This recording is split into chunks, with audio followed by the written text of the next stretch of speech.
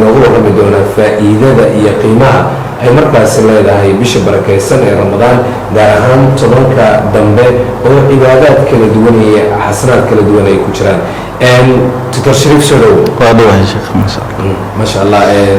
waxaad inoogu warbixisaa qiimaha ay leedahay tobanka dambe ee bisha barakaysan ee ramadaan oo alla subxaanahu watacaala uu ku tilmaamay in waqtiyo qiimo badan ay ku jiraan. بسم الله الرحمن الرحيم الحمد لله العلي الأعلى الذي خلق فسوى والذي قدر فهدى والذي أخرج المرعى فجعله غثاء أحوى وأشهد أن لا إله إلا الله وحده لا شريك له الأسماء الحسنى والصفات العلى وأشهد أن سيدنا وحبيبنا محمدا عبده ورسوله سيد الورى اللهم صل وسلم وبارك على عبدك ورسولك محمد وعلى آله وصحبه ومن بهديه اهتدى. الحمد لله إلهي جل وعلا يا مهد اسكاله نغدغ دد مسلمين هذا نغدغ امتي نبي محمد صلى الله عليه وسلم.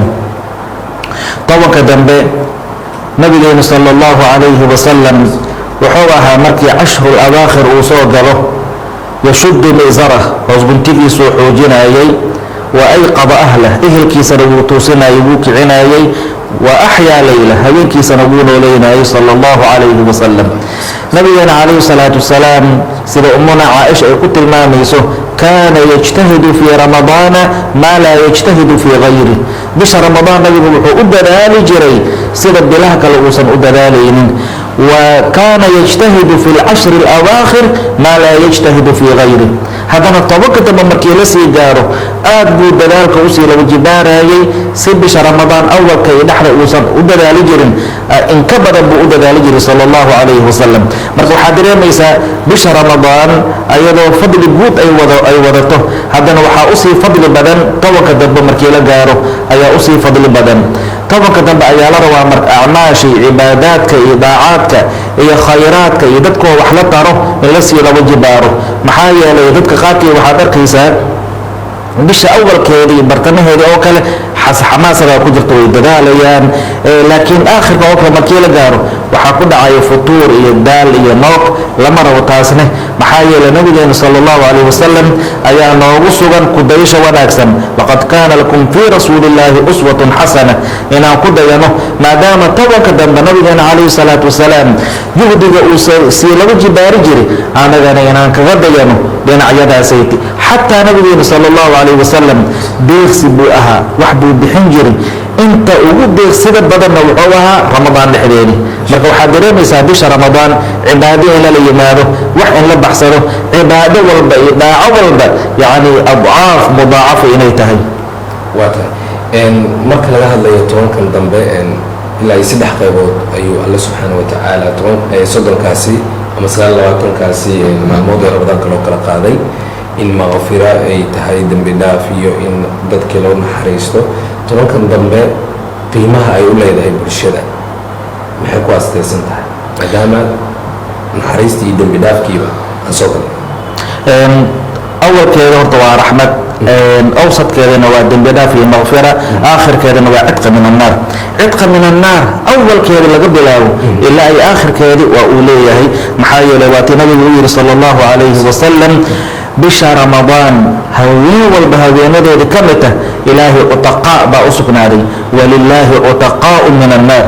ilaahay wuxuu leeyahay dad naarta laga xoreeyey وذلك في كل ليلة وأنا هوين والبوير النبي صلى الله عليه وسلم حتى ينقضي رمضان إلا رمضان وكدمانه هوين والبؤمر بانار تلقى قرينيا هوين والبليسة إلهي لو قد بنيا أو مقعيال وقرن كوا كوي نار تلقى قرين كوا صلاح نقدره آمين الله نقدره. هوين العبادة سيدة صلاة الليل أحبذن وحال الشيء إن هوين قيمة بدن يكجرتو يدنا هوين كاسي معناها أي واحد بارسنت بالشدة أما فائدة يقول لك سمرك قف لبا أو صوماليد أولي كرا عارف معناها إن واجب كاسرته ما حيكون معناتها هذين كاسيتي إلهي تبارك وتعالى سورة من أي أغمى عاوي سورة القدر بسم الله الرحمن الرحيم إنا أنزلناه في ليلة القدر وما أدراك ما ليلة القدر ليلة القدر خير من 1000 شهر تنزل الملائكة والروح فيها بإذن ربهم من كل أمر سلام هي حتى مطلع الفجر سورة وحكور ميسا ليلة القدر غاز سورة كهد لميسو إلا ليلة القدر ما هن صفي عن بي أبيا مسي واتن إله إليه جل وعلا إنا أنزلنا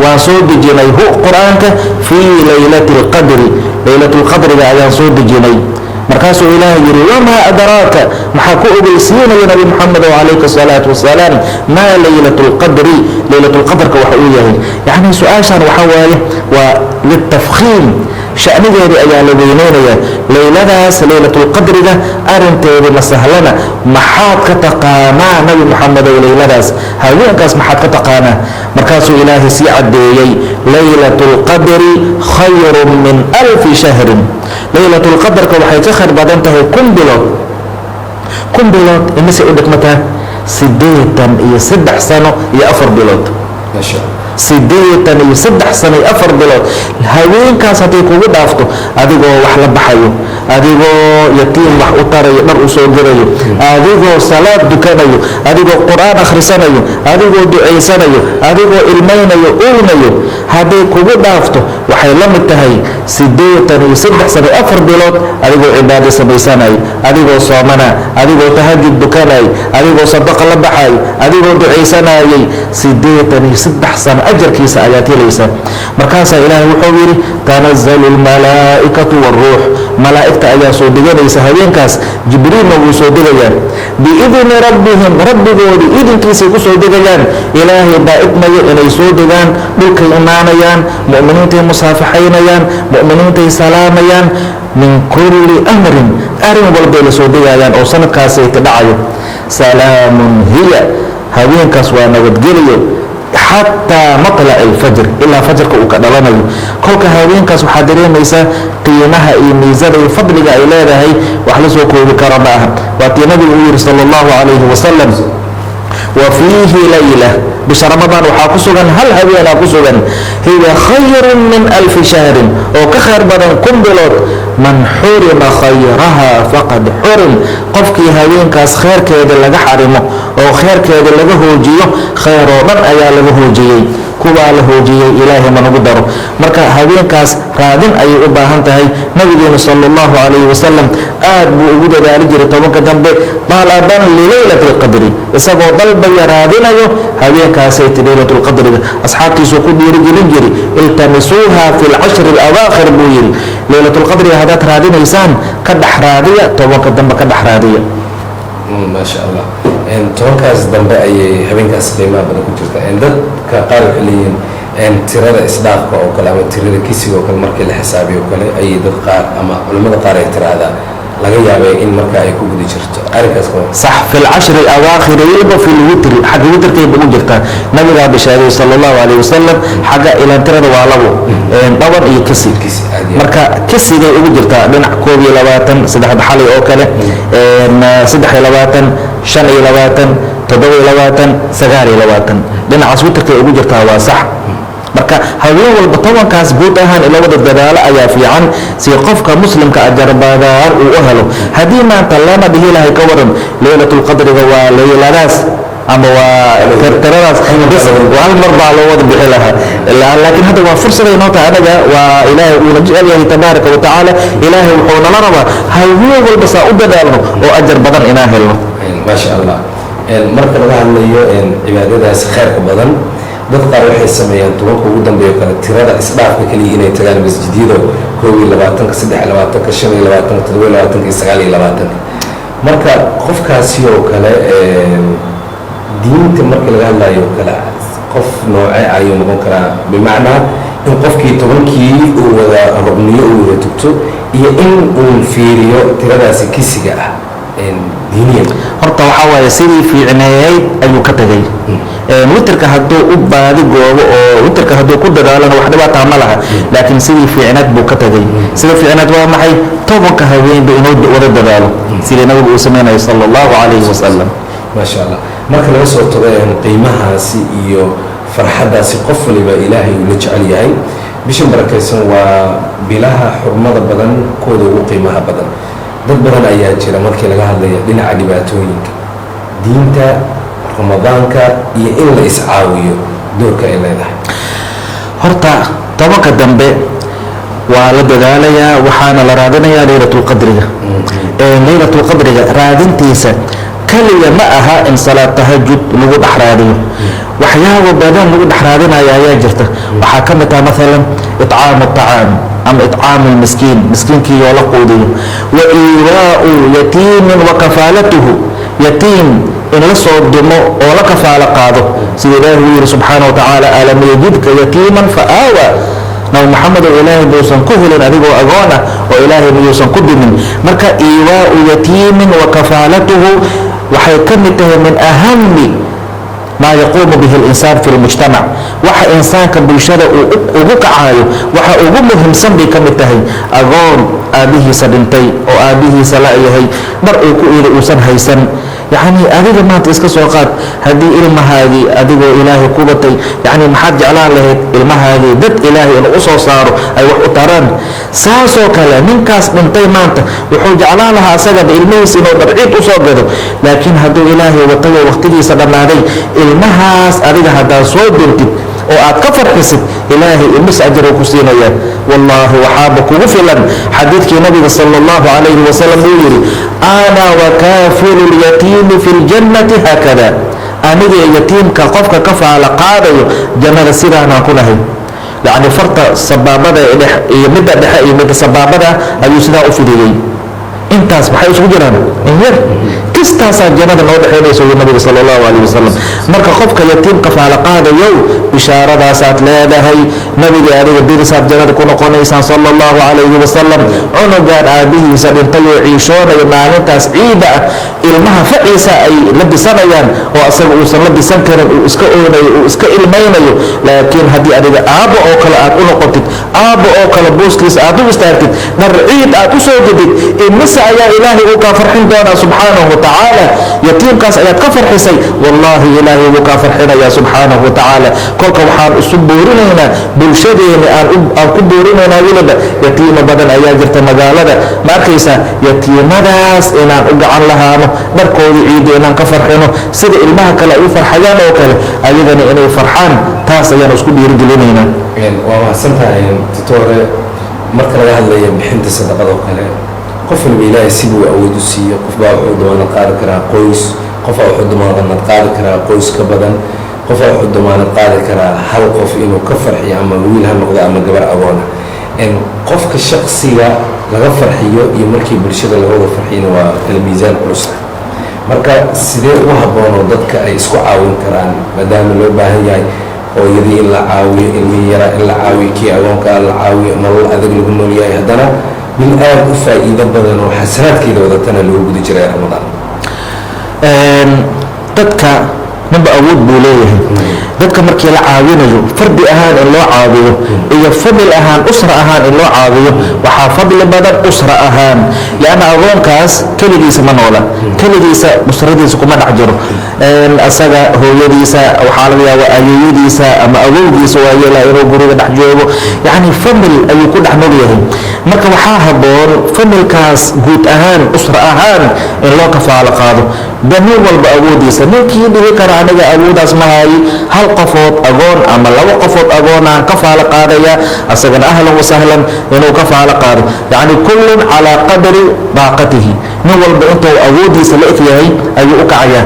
laakiin haddii la heli karo usra ahaan, famili ahaan in loo kafaalo qaado, taasaa afdal wa ajmal ah.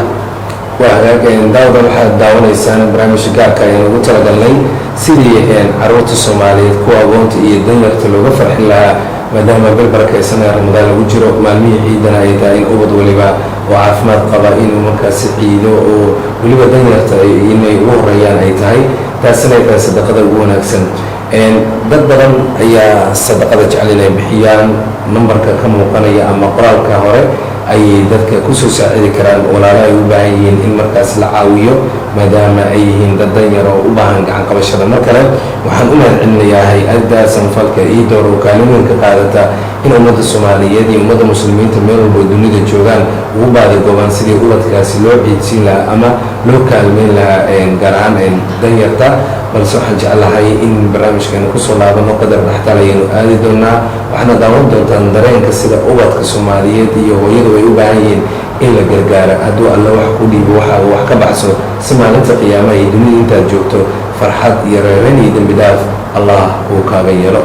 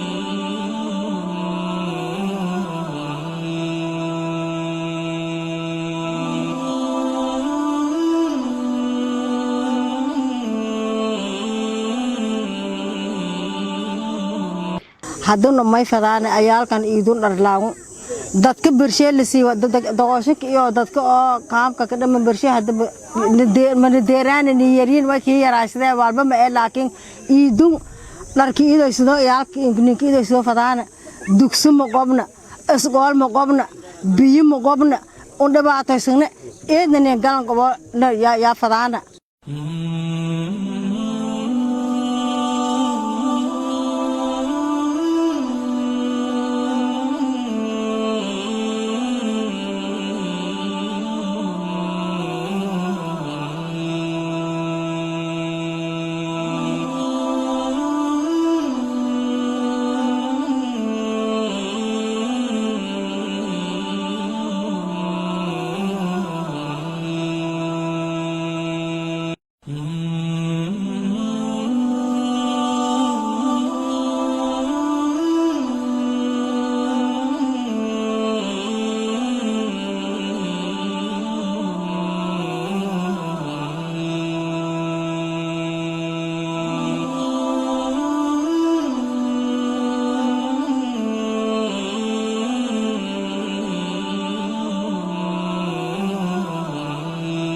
ونو جدًا قاب كان قلنا على الراب كانوا قبنا ووجدين وحنا هايسنا ما جرتو مسخلة ما هايسنا أنا أنت مركز كهار أنت كنت على فاجة بديل لجو فاجة مسكب لجو فاجة أما جقف لجو فاجة ونحركيز كدوجو هنا بيجينا ما هايسنا مال ديران صدادا أقصى أرورنا قتليون ما هايسنا در إيد أبي شغل نكى أو درجل له هرت إيد من هذينا إيد ما بقى كان شاء هنا بس هادين لون تبغى ولا أنا جارمان إيد ديسنا هنا نقول بكيس قبل مركز حنفوج سنة دس أم أوعى أسكت كنز مساجديها اللي هذا حددنا كنتنا الحمد لله شكر رب العالمين أس إلى إنه سيكين ديبو هي هذا سما فلك وحن كعتنا إنه قصة حد عن قلنا إنه وجدن إن تجرجر حوج للنسيسين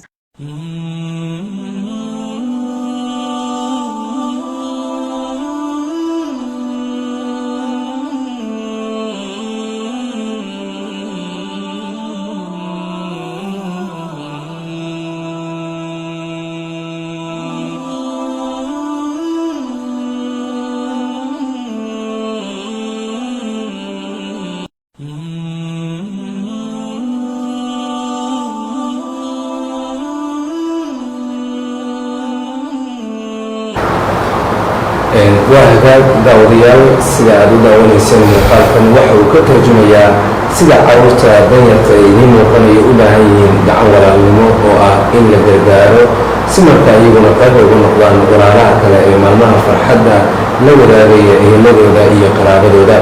waa tusaale alle subxaana wa tacaala oo tusaaleynaya aadanaha allana waxba uma waayin, balse waxaa laysku tusaaleynayaa sida aynu isku caawinayno iyo sida aynu isugu naxariisanno iyo sida aynu sadaqada markaasi aynu iskula wadaagno oo keena dhiban aynu caawinno. waxaa kaloo ka muuqanayay hooyooyin iyagu sheegay inaysan jirin meel ay markaasi isticmaalaan mas-uuli ahaan ama musqulo, balse waxaa muuqanaya hooyooyinkaasi in markaasi kaalmo ay soo gaarsiiyeen hay-adda iidoor oo markaa wax badan baadigood ku samaysay in carruurtaasi iyo hooyooyinkaasi ay wax helaan. waana bogaadinaynaa hay-adda, waxayna sidoo kale hay-adda iidoor ay soo qiimaysay dhibaatooyinka haysta danyarka maalmaha ciidda iyo kaalmooyin kale ay u baahan yihiin. inta dadaalkooda iyo karaankooda ahna waxay soo gaarsiiyeen in hooyooyinka qaar ay helaan cunooyin maalmo ee nolosha ay ku sii maraan inta dhimanna alle subxaana wa tacaala iyo walaalaha soomaaliyeed ay markaasi ka doonayaan gacan in laga siiyo. waxaan umahad celinayaa dr shariif maxamed cumar oo ka mid mashaa'ikhda soomaaliyeed oo barnaamijka galabta martiina ugu ah si doorka diinteena islaamka ee naxariista iyo nasteexada leh ay markaasi u jideynayso in la iscaawiyo, sadaqaduna ay qofku wax badan oo dhibaato ah ay ka xijiso. dr sheekh shariif, sadaqa ahaan miisaanka ay leedahay ajar ahaan iyo waxyaabaha qofka culisyada ee soo wajaha ay ka dabari karto in aad nala wadaagto. sadaqada sideedaba waxaa ugu fadli badan mida sirta haddiiba la heli karo ilaahay dartiis inuu u baxsado qofkan sadaqada uu baxsanayo. sadaqaadka fadaa'isheeda ayaa waxaa ka midta tudfiu ghadab arab, ilaahay caradiisay demisaa. fadligeeda waxaa ka mid taha sadaqaadka sadaqada sirta ah taqii masaarica suu, ligdanka xun ama geerida oo lama filaanka ah bay doortaayoo ilaalisaa. waatii nabigu yidhi sala allahu calayh wasalam maa min yowmin yusbixu alcibaadu fiihi ilaa malakaani yanzilaan. maalin walba markuu waaga beriyo laba malag ayaa soo degayso. labadaa malag midkoodii wuu duceynayaa, wuxuu leeyahay allaahumma acti munfiqan khalafa, ilaahu kan xoolaha bixinaya bedelsii. malag baa kuu duceynaya fiir.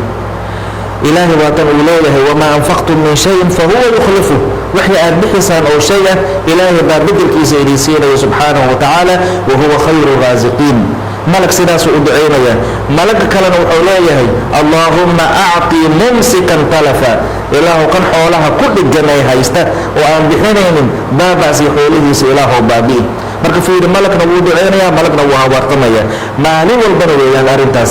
maxaad u malaysaa bil ramadaan, maxaad u malaysaa cashru alawaakhir adigoo xoolaha la baxayo oo dadkaa dhibaataysan oo hadishaashad aad ku arkayseen aad wax taraysaan, maxaa ka wanaag badan?